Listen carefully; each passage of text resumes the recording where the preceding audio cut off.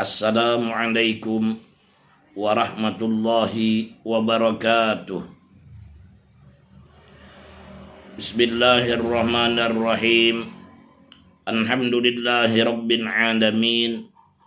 Wassalatu wassalamu ala asyrafil anbiya'i wal mursalin Sayyidina wa maulana Muhammadin wa ala alihi wa sahbihi ajma'in. Amma ba'd. Faqala ta'ala fi kitabihil karim yudillu bihi katsiran wa yahdi bihi katsiran wa ma yudillu bihi illa al-fasiqin alladzina yanquduna ahdallahi min ba'di mitsaqih wa yaqta'una ma amara Allahu bihi ayyusala wa yufsiduna fil ard ulaika humul khasirun.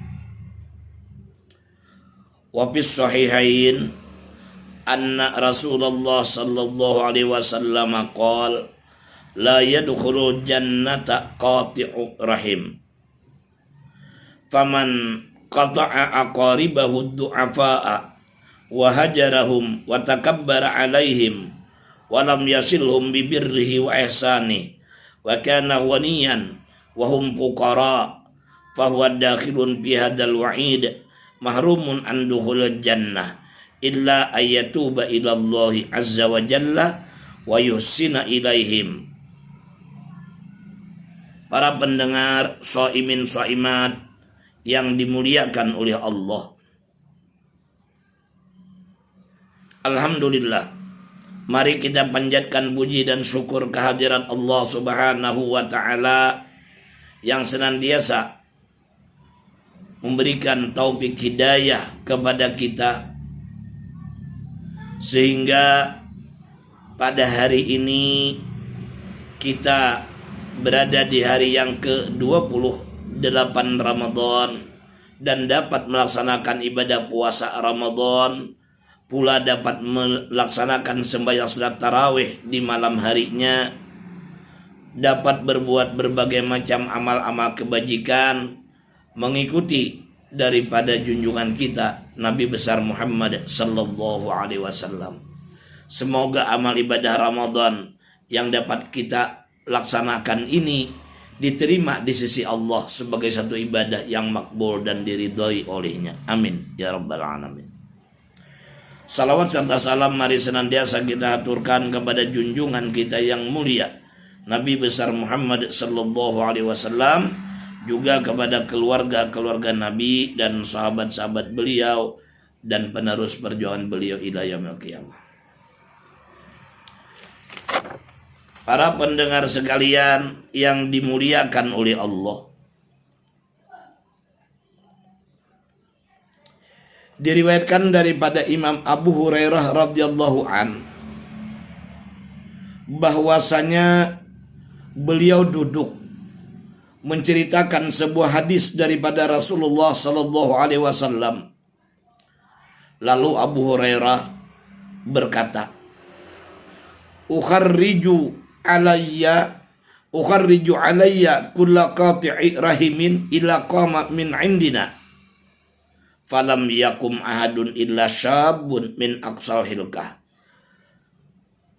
fadhahaba ila ammatihi li'annahu kana qad saramaha mundu sinina fasalaha. Ujar Imam Abu Hurairah, aku cegah atasku, aku larang duduk berkumpul di majelisku ini setiap orang yang memutuskan hubungan keluarga, kecuali dia mesti berdiri dari sisi kami ini. Artinya yang ikut ngumpul bersama-sama kami duduk di majelis ini, janganlah ada seseorang pun yang putus hubungan dengan keluarganya. Toh kalau memang ada di antara yang hadir ini merasa retak putus hubungan dengan keluarganya, hendaklah dia berdiri meninggalkan majelisku ini. Maka tidak ada seorang pun yang berdiri dari majelis Imam Abu Hurairah pada saat itu, kecuali seorang pemuda yang ada di pojok majelis sana. Seorang pemuda yang berada di ujung majelis, dia pergi meninggalkan majelis Imam Abu Hurairah, mendatangi bibinya, karena si pemuda ini sudah beberapa tahun ini renggang hubungan, tidak bertegur sapa dengan bibinya. Nah, dia datang ke tempat bibinya untuk berislah, memperbaiki hubungan, meminta maaf, ya. Lalu sampai di tempat bibinya ditanya, "Wahai anak keponakanku, ada apa dengan engkau? Kok sekian lama engkau tidak pernah datang ke tempat bibi? Hari ini engkau datang berislah, memperbaiki hubungan dengan aku. Ada apa, wahai anak keponakanku?" Nah, ujar si anak muda ini, "Aku baru datang di tempatnya Imam Abu Hurairah, hadir di majelis beliau.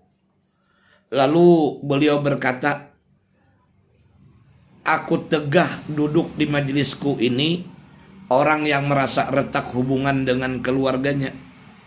Nah, maka aku pun keluar meninggalkan majelis beliau, mendatangi sampean untuk minta maaf, ya, minta halal, minta ridho, berdamai, berbaikan, ya, berislah."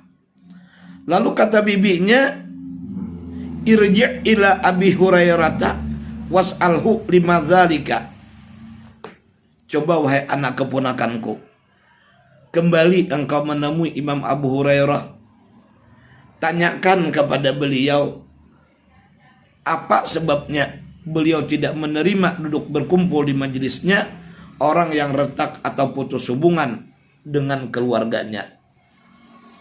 Akhirnya si anak muda ini pun setelah dia berdamai dengan bibinya, dengan tantenya, dia balik lagi ke majelis Imam Abu Hurairah, mempertanyakan apa alasannya sehingga beliau tidak mau ikut duduk di majelisnya orang yang retak hubungan dengan keluarganya.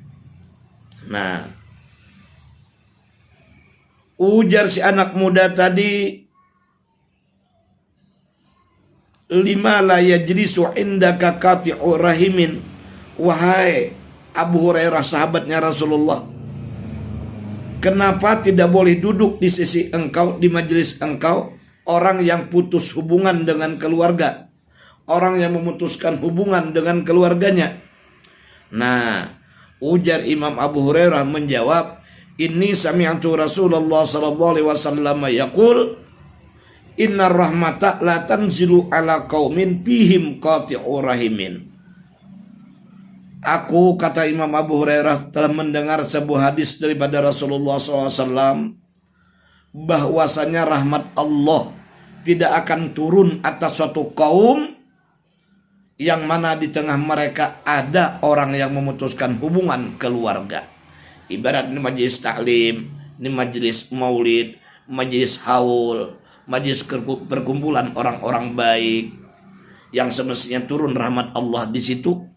Namun ketika ada orang yang memutuskan hubungan dengan keluarga, tidak bertegur sapa dengan bibi, tidak bertegur sapa dengan paman, tidak bertegur sapa dengan saudara sendiri, retak, putus hubungan di antara keluarga, maka rahmat Allah tidak akan turun di majelis tersebut. Nah, oleh karenanya para pendengar sekalian, ini kita sudah dekat dengan Idul Fitri. Kita jadikan momen Idul Fitri untuk menghubungkan tali silaturahim, memperbaiki hubungan antara sesama keluarga, berbaik hubungan dengan tetangga, berbaik hubungan dengan keluarga, saling memaafkan, saling meridhokan, saling memberi, meminta halal di antara sesama, supaya rahmat Allah turun kepada kita, Allah memandang kepada kita dengan rahmatnya. Dan mudah-mudahan segala amal ibadah Ramadan yang dapat kita laksanakan selama ini diterima di sisi Allah, dosa kita diampuni, antara kita saling meridhokan sehingga tidak ada penghalang untuk kita masuk ke dalam surganya Allah Subhanahu wa taala. Diceritakan dulu ada seorang laki-laki tergolong agnia, tajir, orang kaya. Dia berhaji ke Mekah, ke Baitullahil Haram. Manakala ia sampai di Mekah, ia menitipkan hartanya sebanyak 1.000 dinar. 1.000 dinar. 1 dinar itu sama dengan 4 gram seperempat. 4 gram seperempat. Nah, ia titipkan uang 1.000 dinar. Berarti lebih 4.000 gram emas. Dititip di sisi seorang laki-laki yang soleh, yang dianggap amanah, yang dianggap alim. Dititip hartanya tadi kepada orang yang soleh, ya. Kemudian dia berangkat hingga menunaikan wukuf, melaksanakan wukuf di padang Arafah. Manakala selesai wukuf di padang Arafah dan segala pekerjaan hajinya sudah selesai dilaksanakan, ia pun kembali ke kampung halaman. Lalu akhirnya mendatangi orang yang dianggap soleh, orang yang dianggap amanah, yang dulu ia bertitip harta kepadanya, datang ke sana. Ketika ditanyakan kepada keluarganya, ternyata beliau sudah meninggal dunia. Lalu ditanya kepada keluarganya, wahai keluarganya si Fulan, di mana beliau menyimpankan uang emasku 1.000 dinar?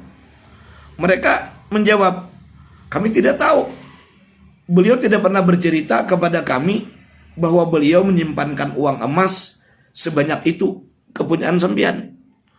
Nah, akhirnya dia mendatangi ulama-ulama yang ada di kota Mekah. Dihabarkan kepada mereka tentang keadaannya dan hartanya yang dulu dititipkannya kepada orang yang dianggap amanah, orang yang dianggapnya soleh. Lalu mereka menjawab, oh, kalau demikian adanya, engkau berangkat nanti malam ke sumur Zam-Zam setelah tengah malam. Pandang, perhatikan di sana. Engkau panggil nama temanmu itu, sebut namanya. Bila dia memang orang ahli sorga, maka dia pasti akan menjawab panggilan engkau. Baru pertama kali engkau memanggil namanya akan dijawabnya. Setelah tengah malam, orang kaya ini datang ke sumur Zam-Zam, memanggil nama sahabatnya di mana ia menitip uang emasnya dulu. Ternyata sekali dia panggil tidak menjawab, diulangi beberapa kali tidak ada jawaban. Nah, lalu dia pun kembali mendatangi ulama di tanah haram, diceritakan apa yang terjadi. Mereka menjawab, inna lillahi wa inna ilaihi raji'un, nakhsha ayyakuna sahibuka min ahlin nar. Nah, kami takut jangan-jangan sahabat engkau ini termasuk orang ahli neraka. Ayo, pergilah engkau ke tanah Yaman. Di sana ada sebuah sumur yang bernama Sumur Barhud. Konon kabarnya bahwa sumur itu mulutnya berhubung dan mulut neraka jahanam. Pandang dan perhatikan di sana di waktu tengah malam. Panggil nama sahabatmu. Sekali engkau memanggil namanya, dia akan menjawab panggilan engkau itu. Berangkatlah orang kaya tadi ke negeri Yaman. Di tengah malam dia datangi telaga Barhud atau sumur Barhud. Dia panggil, hai si Fulan. Aku ada di sini, katanya. Apa kabar? Aku artinya pertama datang kemari menanyakan kepada engkau di mana engkau simpan hartaku, uang emas sebesar 1.000 dinar itu. Katanya aku simpan dalam rumahku jua, letaknya di arah anu. Tanyakan saja kepada keluargaku, kepada anakku, mereka tentu tahu arahnya yang tersebut itu. Lalu dia bertanya, malladzi anzalaka huna wa kunna nazunnu bikal khair. Hai Fulan, wahai sahabatku, apa yang menempatkan engkau di sini? Apa yang membuat engkau hingga sampai berada dalam kumpulan orang-orang durjana, di tempat yang hina, di dalam api neraka? Apa yang menempatkan engkau ke tempat yang hina ini? Kami menyangka engkau itu orang ahlul khair. Dia menjawab, adalah bagiku seorang saudara perempuan, orangnya fakir, miskin. Aku renggangi dia. Aku tidak pedulikan Dia walaupun dia sakit, aku tidak pernah menengok. Dia datang, aku pura-pura tidak ada di rumahku. Dia mengundang, aku gengsi mendatangi undangannya karena dia miskin. Nah, renggang kami bersaudara gara-gara dia miskin, aku kaya. Gengsi, aku mengaku dia keluargaku, dia saudaraku. Akhirnya retak dan putuslah hubungan di antara kami. Maka aku disiksa oleh Allah dengan sebab ini, dan Allah tempatkan aku di tempat yang hina dina ini gara-gara saudaraku fakir miskin, aku kaya. Perbedaan status sosial inilah yang membuat aku merasa hina mengaku dia saudaraku. Akhirnya Allah marah kepadaku, ditempatkan aku di kumpulan orang-orang yang durjana, di kumpulan orang-orang yang ahli neraka.